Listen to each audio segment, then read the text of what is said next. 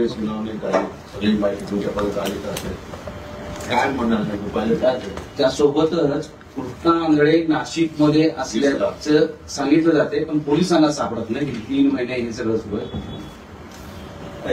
ती मात्र शोकांतिक आहे. दुर्दैव आहे. ते तपास यंत्रणेला तो एक फरार आरोपी सापडत नाही. एका आरोपीनं मोबाईल भेटून दिल्याला सापडत नाही. बाकीच्या काही गोष्टींमध्ये तत्पर असते, परंतु संतोष भैयाच्या बद्दल जाणून बघूनच असं केलं जातं का ही पण शंका इच्छुक आणि शंका कुठे पण नाही ना. आता 3 महिने उलटून गेले, त्याला आरोपी सापडत नाही आणि 3 महिने उलटून गेले तरी एकही आणखी आरोपी नाही. दुसऱ्याचं एखादं जर मॅटर असतं तर आतापर्यंत ती साधी मदत जरी केली, एखादा ऍक्सिडेंट झाला आणि त्याच्यात जरी मदत केली तरी तो का केली, अमुक तमुक कुठाने म्हणून त्याला गुंतवी देत.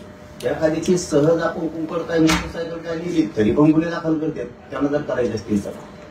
पण या खून करणाऱ्या आणि खंडणी मागणाऱ्या आरोपीला गाड्या दिल्या, घरं दिले, पैसे दिले,